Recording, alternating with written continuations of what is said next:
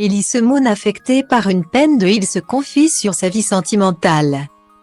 Elise Moon déteste les dimanches, après leur avoir dédié une chanson dans son album sorti en 2007. Sur le fil, Elise Moon tente de se venger de ce jour pervers dont son roman comptait jusqu'à toi. Quel jour horrible! Si je me réveillais d'un coma de 2 ans un dimanche, je le saurais tout de suite. À ce couvercle qui pèse sur nos têtes, comme dans du Baudelaire, explique-t-il à nos confrères du Journal du Dimanche. Ce 4 décembre 2022. Il accuse même le 7e jour de la semaine d'être le lieu d'une certaine déchéance, c'est le règne de l'inactivité. Et quand on est habitué à bouger beaucoup, ça casse le rythme. C'est la douche froide.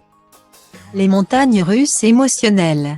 Pour cet artiste passionné par le jardinage, les dimanches doivent passer au plus vite. C'est ainsi qu'il court après les occasions de jardiner ou d'inviter des amis à déjeuner dans sa maison agrémentée d'un large jardin de 800 mètres carrés dans le nord de l'Île-de-France. Mais cela ne semble pas suffire. Mais alors comment se sortir de ces terribles et inévitables dimanches? Pour Elise Moon, la réponse s'avide d'elle-même: le dimanche, c'est le cœur qui se repose et moi je n'ai pas envie que ma vie soit un long dimanche. Je ne sais pas vivre avec moi-même. J'ai besoin de partager ma vie, c'est mon talon d'Achille. A-t-il expliqué dans les colonnes du journal dominical.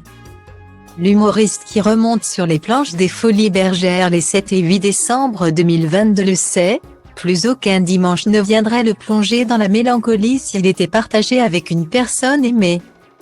En attendant de trouver cette fameuse personne, Elise Moon essaie de voir le bon côté des choses. J'ai compris que par une alchimie bizarre, la création survient souvent après une période d'ennui. Mon livre est né comme ça. Finalement, le dimanche c'est génial, l'humoriste peut compter sur lui-même pour égayer ses journées.